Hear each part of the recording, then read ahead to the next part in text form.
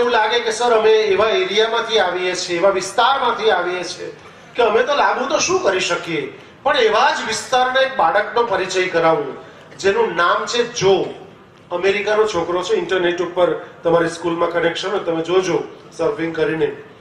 આ જો છોકરો બહુ લાંબુ ભણેલો પણ નહીં. એના 5 ભાઈ બહેન. એનો બાપ દારૂ પીએ અને પેલા 4 તો આમ તેમ ભાગી જાય, પણ જો પકડાય નડલો એટલે બરાબર મારે. જેટલો બાપનો માર ખાય, ઘણા લોકોના પિતાજી દારૂ પીએ, ઘણા લોકોની માતાજી પણ દારૂ પીએ. અમારે ત્યાં આચાર્ય સ્વામી છે, સ્વામિનારાયણ સંપ્રદાય નવસારીમાં.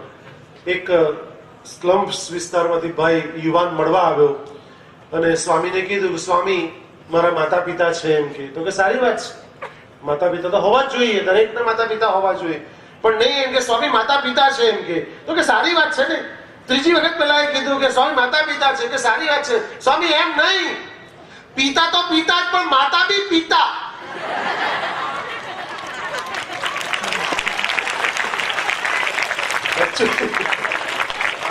એકચ્યુઅલી એમ કહેવા માંગતો કે માતા પિતા છે.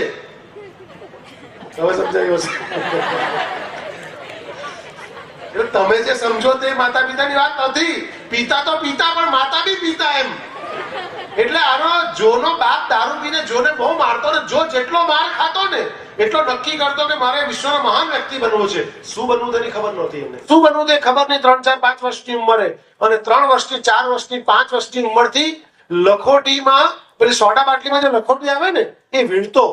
આખો દિવસ 100-200 લખોટી ભેગી થાય, 5 પેની મળે. અમેરિકાની વાત કરું છું માટે. અને એની માને આપતો.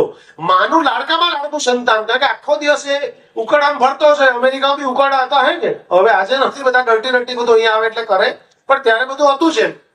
એટલે એ વીણતો અને એને એ જો આજે બી જીવે છે, આજે બી લખે છે કે મારા પગમાં એ સોડા બાટલી જે ફોડીને જે હું લેતો તે કાચ વાગતા, પહેરવાના ચંપલ બી નહીં હતા જો પાસે. મિત્રો 8 વર્ષ સુધી આ ધંધો કર્યો. 8 વર્ષ પછી એના કાકા બહુ સ્વભાવના સારા હતા.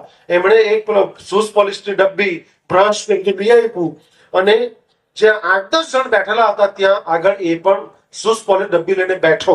લોકોએ ના પાડતું હોય તેમાં જ બેસ, તેમાં જ બેસ, કારણ કે લોકો સ્વીકારે નહીં. જો લોકો આગળ બેઠેલા હોય ને દુકાનવાળા, એ સ્વીકારે નહીં.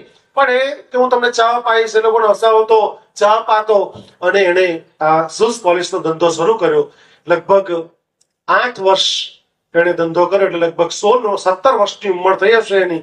અને ત્યાં આગળ જ એક એસેમ્બલી લાઈન શોરૂમ, જેમ આપણે ત્યાં મારુતિનો કટારિયા શોરૂમ છે એમ એસેમ્બલી લાઈન શોરૂમ, જે સેવલેટની કાર વેચતો, ત્યાંનો મેનેજર આવ્યો અને કહ્યું કે જો આજકાલ શું કરે છે એમ કે ધંધો બદલવાનો વિચાર કરો છો, શૂઝ પોલિશ 8 વર્ષથી કરું, કંઈક નવું કરો. સાચી વાત છે. આ તદ્દન સાચી વાત. તમે ઇન્ટરનેટ ઉપર જોઈ શકો છો. તો કે મને કઈ બિઝનેસ બદલતો એક કામ કરને, અમારા સામે એસએમએલ શોરૂમ છે, એમાં 1.5 કલાક અમે જ્યારે લંચમાં જઈએ ને, જમવા જઈએ ત્યારે 1.5 કલાક તારે ખાલી આવીને બેસવાનું, તને $5 આપીશું. તો કે વાંધો નહીં, કાલથી આવી જઈશ. આ જો 1 મહિનો ગયો મિત્રો, 1 મહિનો ગયો તેમાં એને કાર ચલાવતા આવડી ગઈ, કારનું લાયસન્સ લઈ લીધું, કાર રિપેરિંગ કરતા શીખી ગયો અને પ્લસ કાર કેવી રીતે વેચવી તે એને આવડ્યું. અને 1 મહિના પછી એક્ઝેક્ટ એક કરોડપતિ અમેરિકન આવે છે. આવીને કહે છે કે કોઈ છે? તો કે હા, યસ પ્લીઝ વેલકમ, તમારું હાર્દિક સ્વાગત છે શોરૂમમાં. તો કે બોલો શું તમારી સેવા કરું? જો એમ પૂછે પેલા કરોડપતિ અમેરિકનને. તો કે મારે કાર લેવી છે. તો કે આ પ્લીઝ બેસો, તમને કારની શેર કરાવું. મિત્રો 2 વાક્યો જોની જિંદગી બદલી નાખી.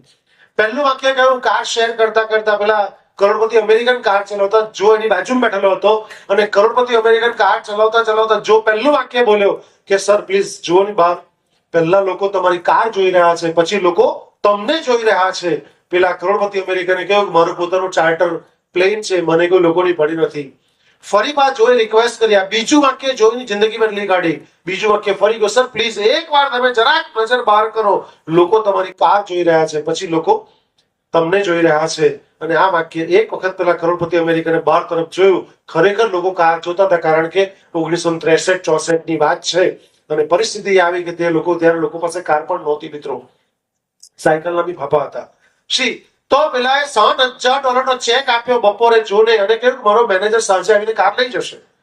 પેલા લોકો રિસેસનો ટાઈમ 3 વાગે પટે એટલે આવે અને કહ્યું જો આ સળનજર ડોનટ છે તો કે યસ મેં કાર વેચી.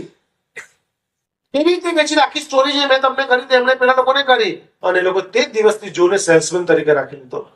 મિત્રો 15 જ વર્ષના ટૂંકા ગાળામાં 1963 થી 1978 સુધી 13,001 કાર વેચી અને ગિનિસ બુક ઓફ વર્લ્ડ રેકોર્ડમાં આજે પણ સુવર્ણ અક્ષર નામ અંકિત છે. જો Chirag best salesman the world, વિશ્વનો મહાન વેચાણકાર સેલ્સમેન બન્યો. આજે પણ એનું સુવર્ણ અક્ષર નામ અંકિત થયેલું જો ચિરાગનો. મિત્રો જેનો બાપ દારૂ પીતો હતો, જે 5 ચોપડી 1 ચોપડી 2 ચોપડી બી નહીં ભણેલો, તે છોકરો જો પ્રગતિ કરી શકતો હોય તમે અવશ્ય પ્રગતિ કરી શકો છો.